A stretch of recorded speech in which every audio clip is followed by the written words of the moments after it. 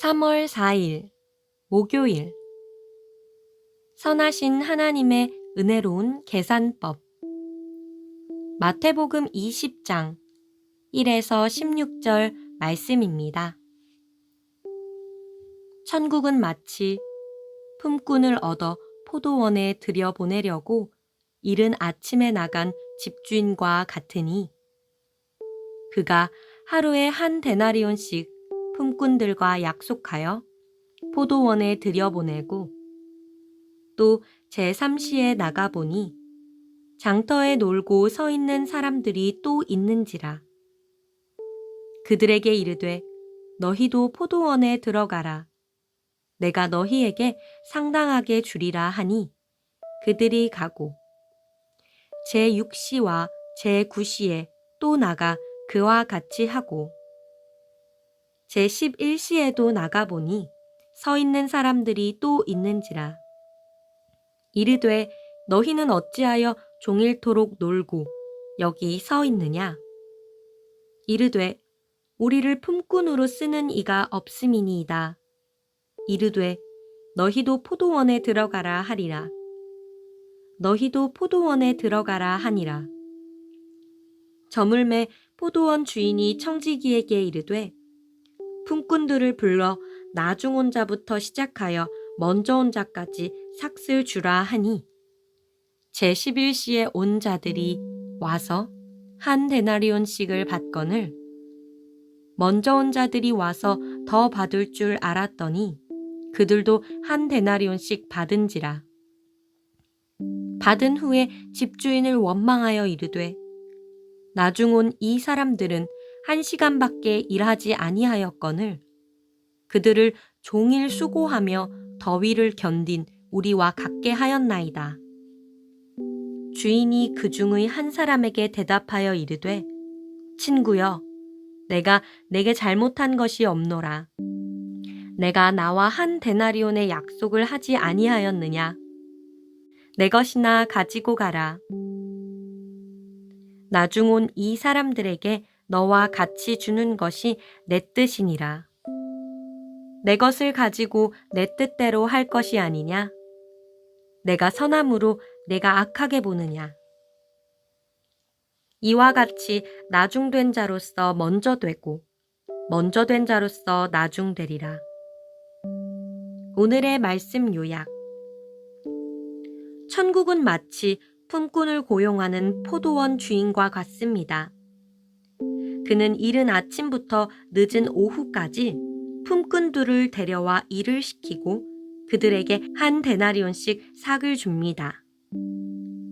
먼저 온 이들이 원망하자 주인은 이렇게 주는 것이 자신의 뜻이라 합니다.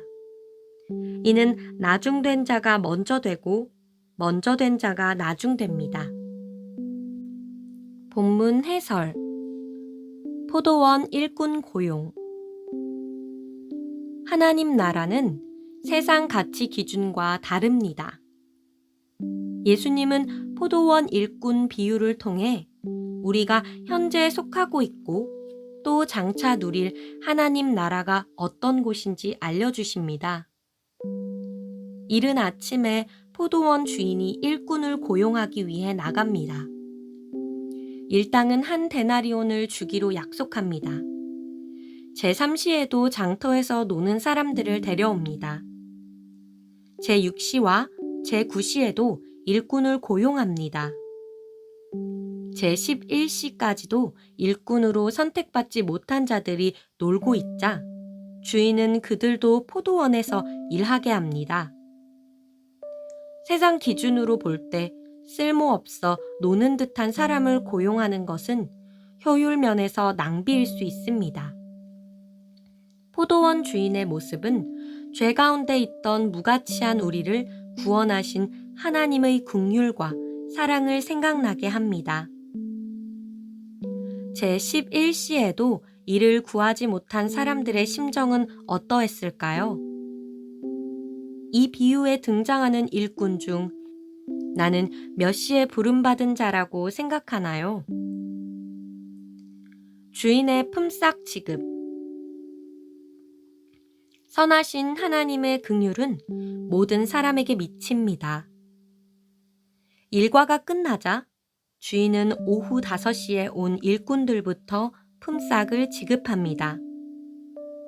그들이 한 데나리온을 받으니 먼저 온 일꾼들은 더 받을 줄 확신했다가 똑같이 한 데나리온을 받자 주인을 원망합니다. 어떻게 1시간밖에 일하지 않은 자들과 똑같이 대우하느냐고 따집니다. 그러나 주인은 원래 약속한 대로 지급한 것이기에 부당하지 않다고 합니다.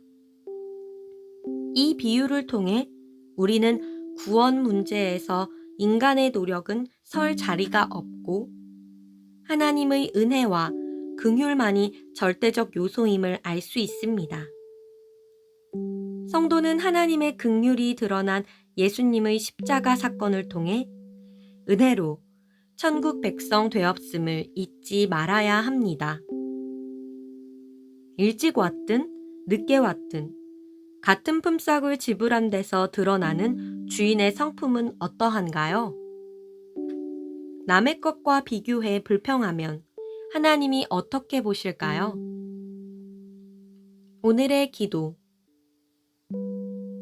다른 사람과 비교하며 수고를 인정받기 원했던 탐욕스러운 제 모습을 고백합니다. 자격 없는 저를 부르시고 하나님 일꾼 삼으신 은혜로 인해 날마다 감사가 넘치게 하소서.